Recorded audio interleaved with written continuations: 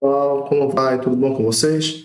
Pessoal, então vamos aí para a nossa última aula desse tema de oscilações, em que a gente vai ver de fato agora um outro sistema de movimento harmônico simples, que é o pêndulo. Então vamos lá, pessoal?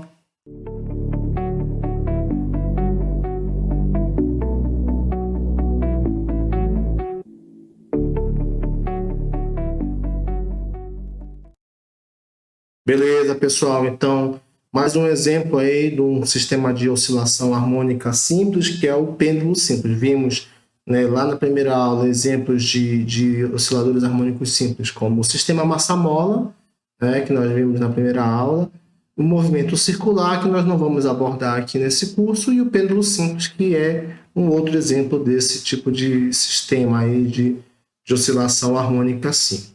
Muito bem. Então, esse pêndulo simples ele vai ser então um sistema de oscilação na qual a força, a entidade na verdade é responsável pelo retorno para a posição de equilíbrio vai ser uma força associada à gravidade, como nós vamos ver. Então não está necessariamente relacionado à força elástica de um sistema massa-mola, mas a essa componente aí da gravidade ou da força-peso que vai fazer com que o oscilador retorne para a posição de equilíbrio. Então, vamos dar uma olhada aqui nas forças que atuam no pêndulo simples para a gente entender um pouco mais sobre essa componente que ocasiona o retorno aí da massa do pêndulo para a posição de equilíbrio. Então, aqui na vertical, né, desse sistema, nessa posição em que está esse pêndulo simples, a gente traçar aqui uma reta vertical, ou seja, perpendicular ao solo, nós vamos ver então que o peso desse bloco, dessa massa, ela vai estar atuando, né, nessa direção e nesse sentido aqui. Então, esse vai ser o peso e vai ser, né, a atuação da gravidade sobre essa massa, trazendo ela para cá para baixo, mas devido à atração do fio, em vez de simplesmente cair em queda livre, ele vai desenhar ou vai fazer esse trajeto aqui, essa trajetória aqui circular, né, até chegar na posição de equilíbrio, mas devido à velocidade acumulada nesse trajeto aqui, ele vai passar dessa posição de equilíbrio. Então, essa força-peso vai estar atuando aí para fazer com que essa massa retorne à posição de equilíbrio. Mas de que forma que ela vai estar atuando aí? Então, a gente pode, vamos exagerar um pouco aqui, né? A gente vai fazer um sistema massa-mola aqui maior, na verdade é um pêndulo simples maior aqui, né? Só para a gente entender um pouco mais essa força aí que está trazendo a massa de volta. Então, aqui a gente tem o ângulo θ, né?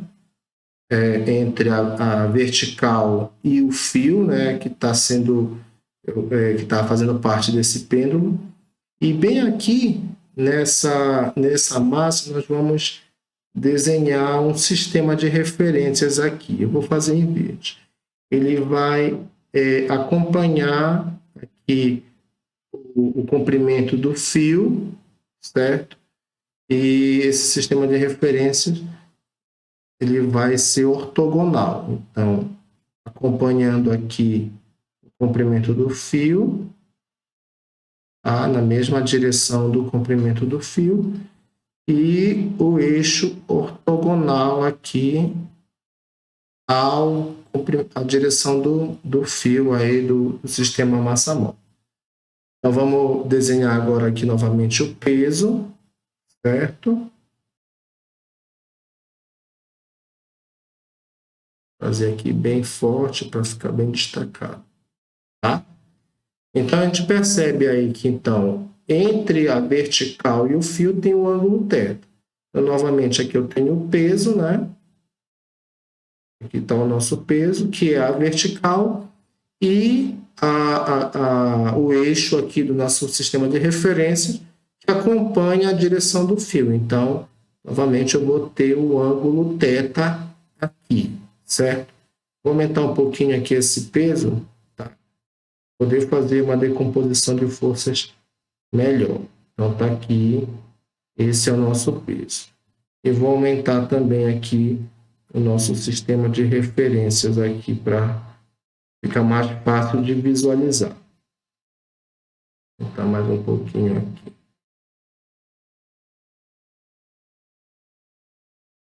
Muito bem. Então, aí eu posso agora fazer a projeção desse peso nesse nosso sistema de referência aí. Então, paralelo a esse eixo aqui, eu vou traçar outra reta aqui, outro segmento de reta paralelo a esse eixo aqui. E paralelo a esse eixo, eu vou traçar também um segmento de reta aqui para fazer as projeções dessa nossa força peso aí. Então, projetando em cima desse eixo aqui, que eu vou fazer em azul, nós vamos ter essa componente aqui do peso, tá? Nós vamos já ver aí como escrever essa componente do peso. E projetando nesse eixo aqui, né, nós vamos ter essa componente aqui do peso. Tá? Que por conveniência, por conveniência eu vou transportar ela para cá para baixo. Então, é a mesma componente do peso que está ali em cima, é essa aqui. Então, por que essa conveniência? Por que a gente fez assim? Porque bem aqui eu vou ter, né, o nosso triângulo retângulo, do qual a gente pode fazer as identidades aí, ou as verificações das relações trigonométricas, né? Então, por exemplo, se meu ângulo está aqui, e essa é a minha hipotenusa, o peso é a minha hipotenusa, devido a estar oposto ao ângulo reto, então, essa é a minha componente do peso, que na verdade tinha desenhado aqui, mas transportei aqui para baixo para fechar o triângulo retângulo, ela vai ser o cateto oposto sobre a hipotenusa, né? O cateto oposto sobre a hipotenusa vai ser o seno de θ. Então, ela aqui vai ser a própria hipotenusa multiplicado pelo seno de θ. Vou escrever aqui em vermelho. Então, essa minha componente vai ser a hipotenusa P vezes o seno do ângulo θ. Uma vez que o seno de θ vai ser o cateto oposto sobre a hipotenusa. Então, estou só reescrevendo, né, para destacar a hipotenusa. Por outro lado, esse cateto aqui, o cosseno do ângulo θ seria esse cateto adjacente sobre a hipotenusa.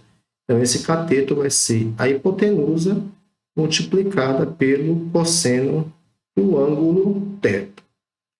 Excelente. Agora vamos, né, pegar esse desenho exagerado e pegar só o que interessa trazer para cá.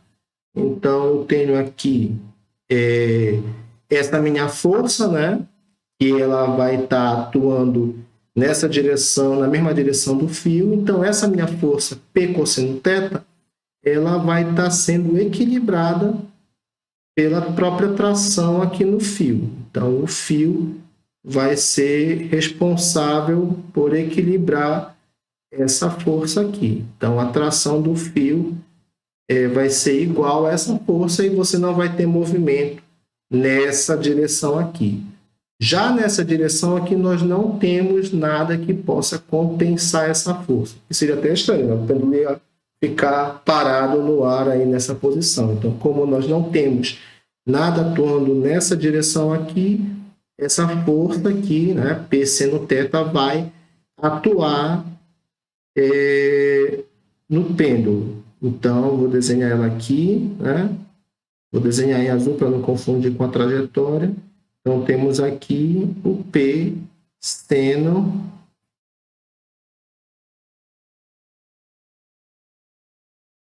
do θ.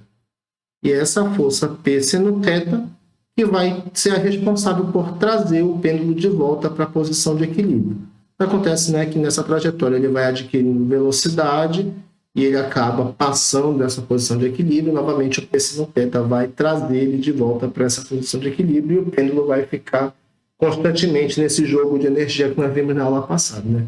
Energia potencial máxima, vem adquirindo velocidade, energia cinética máxima. A energia cinética máxima vai ser responsável por manter a velocidade no corpo, então ele vai novamente subindo, transformando a energia cinética potencial até o outro ponto aqui em que ele não vai ter mais nenhuma energia cinética, apenas energia potencial, e ele vai, devido à ação da gravidade, retornar para cá e permanecer nesse movimento oscilatório constante aí, contínuo. Então, só para resumir, então essa força aqui, P sendo θ, que vai ser a nossa força restauradora aí do movimento do pêndulo simples. Então, é a nossa força restauradora.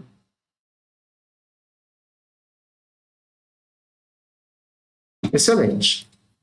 E aí, como o pêndulo ele é uma parte, né, pelo menos em parte, ele é um movimento circular, então é interessante fazer esse comparativo entre o movimento unidimensional e o movimento circular. Então, aí no movimento unidimensional, o que nós temos como deslocamento é o próprio x, né? Então, você tem lá aquela retinha que a gente usava lá como referência, a origem dos espaços, e aí o móvel ele vai estar em uma certa posição x lá, dessa retinha, né? Botar aqui x inicial, por exemplo, esse no eixo x. Já no movimento circular, a gente define aqui uma linha, né, para ser o nosso referencial do movimento, né? Botar aqui o θ0, e aí a posição desse móvel ele vai ser dado por esse ângulo θ aqui, né? Então, θ inicial aí vai ser nossa posição, nossa referência de posição aí para o movimento circular. Em relação à aceleração, então nós temos aí essa aceleração também atuando na mesma direção do movimento, né? Então, essa aceleração ela vai ocasionar uma mudança do módulo da velocidade, né? Lembrando que a velocidade ela é direção, sentido e intensidade, por ser uma grandeza vetorial. Então, a aceleração do movimento unidimensional vai ocasionar mudanças no módulo da velocidade.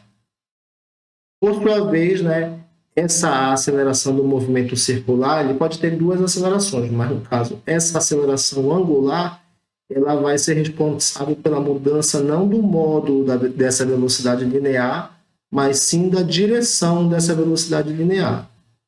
Isso quer dizer, então, se o corpo está aqui numa certa posição, né, e tem essa velocidade inicial, devido à ação dessa aceleração angular, você vai ter agora o corpo com uma nova velocidade aqui, ela pode até ter um módulo igual, né, mas a direção e o sentido dela variaram. Então, isso devido a essa aceleração angular. Tá? A entidade que gera o movimento no movimento unidimensional é a força, né? Também a componente que é na direção do movimento. E no movimento circular vai ser o torque, né? É uma força e a situação de uma força perpendicular à distância do centro desse movimento circular. E aí a expressão dessa força vai ser força é a massa vezes a aceleração para o movimento unidimensional e para o movimento circular. Esse torque vai ser a massa vezes o R ao quadrado vezes a aceleração angular. Então, justamente, né, o AR ao quadrado aqui, né, a aceleração angular com R ao quadrado vai ocasionar essa aceleração tangencial, e essa aceleração tangencial aqui, né, que vai compor essa força tangencial que causa o torque. Tá? Isso só para relembrar, são conceitos lá da nossa física 1 do movimento circular. E aqui, né, agora, para o nosso pêndulo, o que é interessante a gente destacar dessa discussão que a gente fez? Então, primeiro, né, que é apenas essa componente tangencial do peso, né, que vai acelerar essa massa do pêndulo simples, né, ao longo dessa trajetória do pêndulo. Então, o peso está aqui, essa aceleração tangencial devido ao peso tangencial, ao P seno θ, né, que vai fazer com que o o corpo, né, obtenha essa variação aí de velocidades ao longo da trajetória. Então, né, como é o peso tangencial, que vai ser responsável por essa mudança aí do m, né, da massa ao longo da trajetória, então ele vai ser, na verdade, o que a gente vai considerar nos nossos cálculos. Então, esse peso tangencial, ele é uma massa vezes uma certa aceleração tangencial, que é a definição lá da segunda lei de Newton de força. Agora, também, como é um movimento circular, vai haver esse torque aí atuando nesse movimento circular. Então, esse torque ele vai ser devido a esse peso tangencial, né, que é o único responsável pelo movimento circular e do pêndulo. E como é um torque, né, então é a força multiplicado pela distância dela do eixo lá do movimento circular, né, do ponto ao qual o movimento circular se dá. Então, medido aí em R, né? Então, só relembrando, aqui o movimento circular, temos aqui o ponto de referência e temos essa distância R. Então, esse peso tangencial, né, ele está atuando nessa direção e, devido a ele, vai haver um torque aí que é referente a esse peso tangencial. Então, esse torque vai ser esse peso tangencial vezes a distância, né, que ele está do centro desse movimento retilíneo, certo? E aí, né, então a gente vai usar essa expressãozinha aqui do peso tangencial. Então, temos que esse torque vai ser, então, a massa, aceleração tangencial, vou botar esse T um pouquinho mais para baixo, e a distância, né, do centro desse movimento. Tá? Agora, né, olhando para cá, a gente vê que a aceleração angular é a aceleração tangencial dividido pelo R. Então, essa aceleração tangencial vai ser a aceleração angular vezes o R. Tá? Só passando ele para cá, multiplicando. Então, escrevendo isso aqui, eu vou ter a massa, a aceleração angular vezes o R, e o R que já estava aqui na expressão, né? Então, nesse caso, o torque, né, trazendo aqui a massa e o raio para frente, é o massa raio ao quadrado vezes o alvo, certo? Que é o que nós temos aqui. E essa grandeza aqui, mr ao quadrado, para o pêndulo simples, ela tem essa expressão aqui. Mas para outros tipos de sistema, por exemplo, o pêndulo físico, né, que é, por exemplo, uma barra em que a massa está distribuindo ao longo dessa barra, e não como no pêndulo simples, que a massa está toda concentrada aqui embaixo. Então, para outros sistemas, ela vai ter outras configurações. E a gente chama, de modo geral, né, esse termo como sendo o momento de inércia do sistema, no caso do pêndulo simples, que tem essa cara, mr ao quadrado, o momento de inércia. Então, se for uma barra, né, em que a massa está distribuída ao longo do comprimento dessa barra, o momento de inércia vai ter outra cara. Se for uma barra e um peso maior aqui, né, que a massa não está somente no peso, mas também a barra tem uma certa massa, então você tem outro momento de inércia. Mas para o pêndulo simples, em que toda a massa está concentrada aqui no corpo e o fio tem massa desprezível, então o momento de inércia vai ter essa cara aqui de mr ao quadrado, tá? Então, só para situar, né, como o torque, ele tem uma aparência bem interessante, né, porque lembra muito a segunda lei de Newton, né? Você tem a massa e a aceleração linear, e aqui você tem o momento de inércia, que faz as vezes da massa angular e a aceleração angular. Excelente. E então, a gente tem a atuação agora desse torque restaurador, né? Então, nós vamos então ter esse torque restaurador. Deixa eu... Não precisa desenhar de novo. Vou ter a atuação desse torque restaurador aqui, né? Ele vai ser essa massa R ao quadrado alfa, pelos nossos cálculos aqui, mas olhando de uma forma mais anterior, né? Ele é um peso ou uma força que está atuando para restaurar a posição de equilíbrio do pêndulo, vezes essa distância do ponto de rotação. E no pêndulo simples, quais são essas entidades aí? Então, temos aqui o pêndulo, né? Temos aqui a linha, né? Ou a corda do pêndulo e a massa, certo? Aí eu tenho o nosso peso tangencial aqui, que vai ser o peso, o seno de θ, como nós vimos lá, e essa distância, né, do ponto aqui de rotação, que é a distância do próprio fio, que é o L. Então, esse nosso torque, ele vai ser a força que está atuando tangencialmente, que é o P seno θ, vezes a distância, né, da aplicação dessa força, do ponto de aplicação dessa força, até o centro do movimento circular, no caso, o L. Tá? Mas lá do slide anterior, né, pelas nossas continhas aqui, a gente vê também que o torque é o mr ao quadrado alfa. Então, vamos trazer para cá, né? mr ao quadrado, aceleração angular e o próprio peso do corpo, que é a massa, gravidade, seno de θ é. Então, a gente já vê aí que tem algumas coisas que a gente já pode cancelar, né? Eu tenho massa aqui e tenho massa aqui também. Então, o R aqui, né, dada a nossa conta anterior, quando a gente olha para o pêndulo simples, na verdade, esse R se transforma no L, né, que é a distância do fio aí que está prendendo a massa. Então, na verdade, eu tenho aqui L ao quadrado. E eu tenho L ao quadrado de um lado, L do outro, então eu posso cancelar um desses L's com um desses L's aqui. Vou só fazer mais certinho. Opa! Acabei fazendo besteira aqui.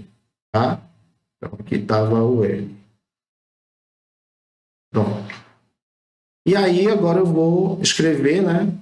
Só porque daqui a pouco a gente vai precisar, o alfa, que é a aceleração angular, sobre a posição angular, vai ser igual ao que sobrou o G sobre o L, né? L passou para cá, e o seno de θ, né?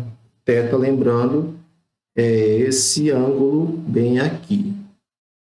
Isso no nosso pêndulo simples, tá?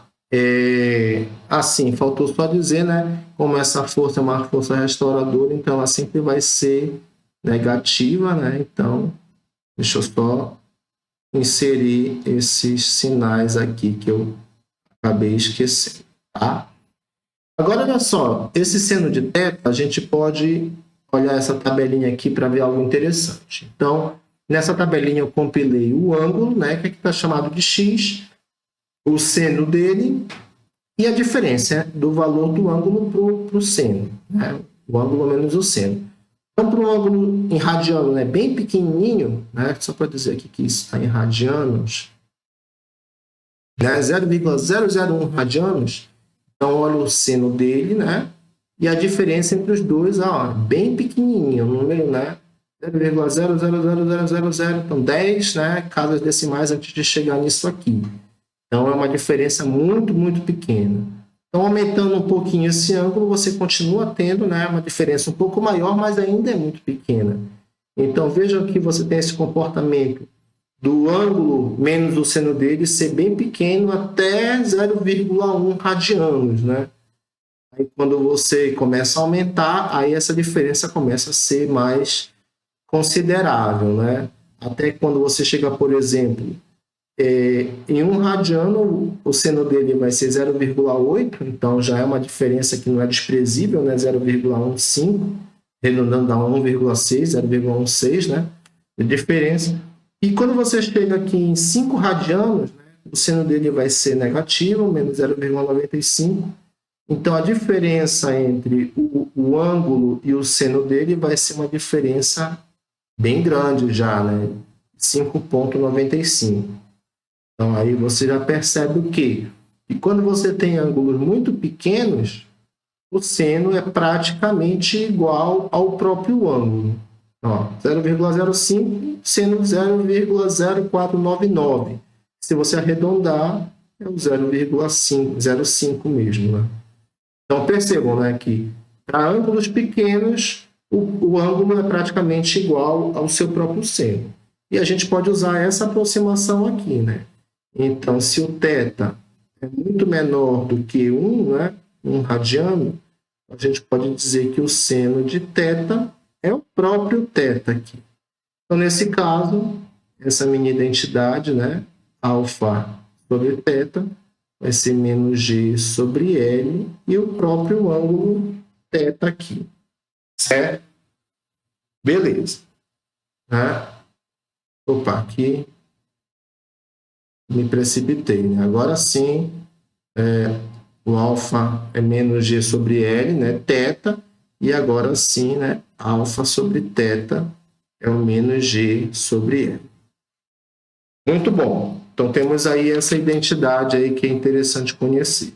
Agora vamos lembrar lá do movimento harmônico simples, né? Lá da primeira aula, em que a gente viu a expressão, né, da aceleração como sendo o ômega ao quadrado, na verdade, menos ômega ao quadrado, x, né? Ou seja, a função horária da aceleração é menos a frequência angular, função horária da posição, tá? Agora, a gente pode fazer aqui uma manipulação interessante, né? Lembrando, por exemplo, que o alfa, a aceleração angular, é a aceleração linear dividido pelo comprimento, né? Ou a distância do ponto lá do movimento circular. E também o próprio θ vai ser a posição dividido pela distância desse centro lá de rotação do movimento circular. Então, se a gente multiplicar toda essa equação por L, né? Multiplicado por L, eu vou ter justamente o A, na verdade, dividido por L, né? Então, vou ter o A sobre L é igual a menos ômega ao quadrado x sobre L. E aí eu posso substituir, então, o A sobre L por alfa e o x sobre L por θ. Então, eu tenho aqui o alfa, né, a aceleração angular é o menos ômega ao quadrado do θ. E aí, reescrevendo aqui, eu tenho que o alfa sobre o θ é igual ao menos ômega ao quadrado. E aí eu posso agora fazer essa identidade aqui, né? Tenho alfa e θ aqui, tenho alfa e θ aqui. Então, na verdade, o menos ômega ao quadrado é o menos g sobre L. Assim, o ômega vai ser a raiz quadrada do g sobre o L. Lembrando mais uma vez, né, que o ômega nada mais é que o 2π sobre o período. Então, a gente vai ter aí que o t vai ser 2π raiz quadrada e 1 sobre ômega, né, que é só inverter aqui, L sobre G. Pronto. E aí a gente tem, então, o período de oscilação do pêndulo, né, que é de onde ele sai de uma posição, vai e retorna para a mesma posição, que é algo observável e facilmente mensurável, né, que dá para medir de forma fácil nesse pêndulo, como em termos, né, ou como resultado desse comprimento do pêndulo e a aceleração da gravidade. Então, temos aí uma grandeza, né, uma equação que é importante aí para o pêndulo simples, tá? E aí, então, nós vamos fazer um pequeno exemplo sobre o pêndulo simples. Então, suponha que um pêndulo simples é formado por um pequeno peso de 60 gramas pendurado na extremidade de uma corda de massa desprezível. Se o ângulo θ entre a corda e a vertical é dada por essa expressão aqui, veja que é uma função horária da posição θ desse pêndulo, né?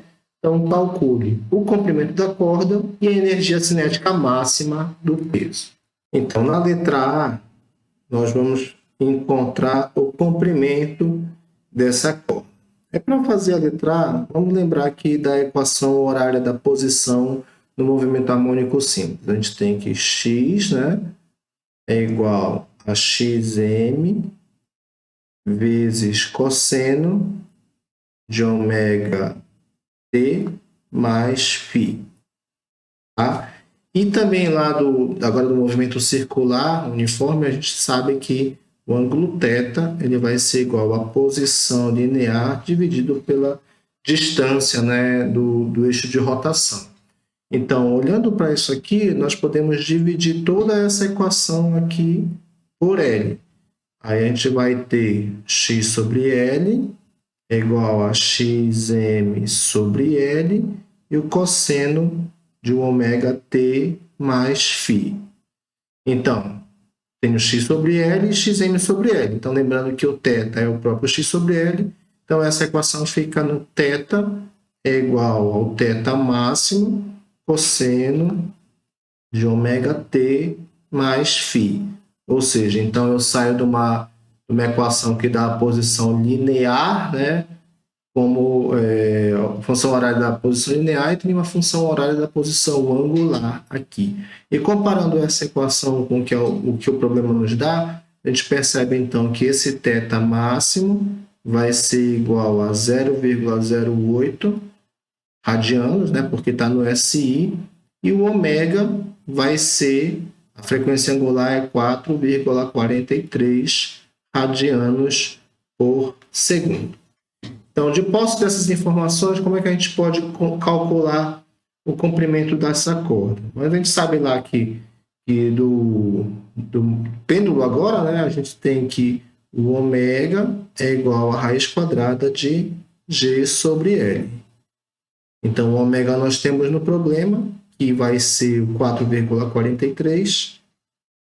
Isso aqui é a raiz quadrada da gravidade, valor conhecido, 9,8, dividido pelo comprimento do fio. Então, fazendo aí as manipulações necessárias, então a gente tem que L vai ser igual ao 9,8 dividido pelo 4,43 ao quadrado. Por quê, né?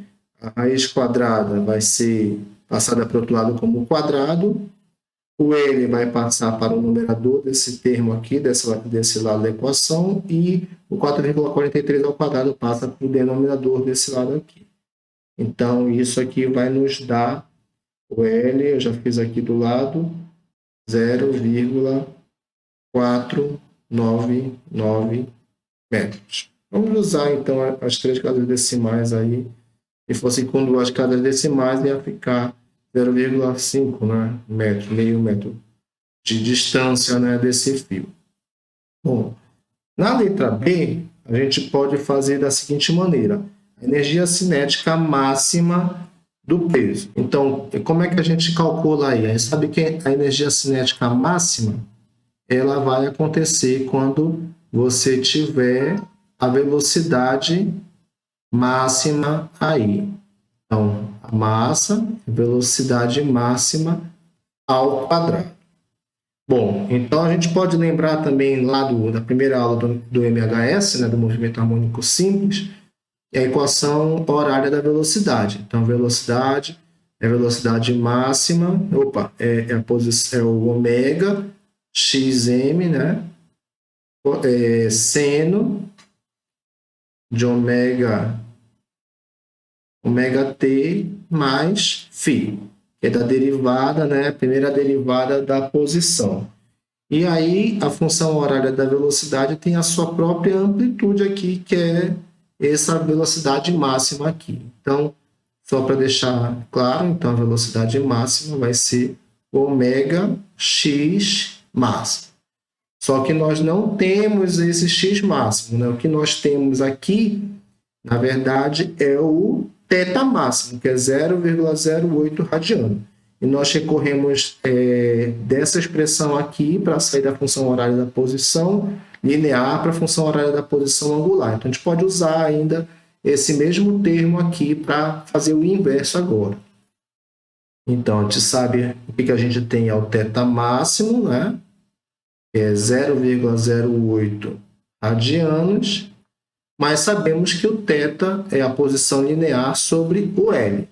Então, invertendo aí o nosso x, ele vai ser, deixa eu colocar bem aqui, nosso x vai ser o θ vezes o L. Então, ele vai ser 0,08, que é dado aqui na função horária, E o L que nós calculamos, 0,499 vezes 0,499.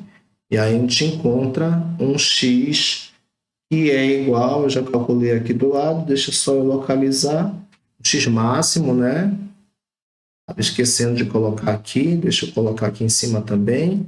X máximo é igual a 0,040 metros. Então, agora com esse x máximo eu posso voltar para cá para a expressão da velocidade máxima. Então, a velocidade máxima vai ser o ômega, que nós temos aqui, né? Nosso ômega dado pela equação, que pela função horária é o 4,43. 4,43 vezes o x máximo, 0,040. E aí nós encontramos que a velocidade máxima é de 0,177 metros por segundo. Bom, então agora que nós temos a velocidade máxima, a gente pode voltar para cá, para a expressão da energia cinética máxima, né?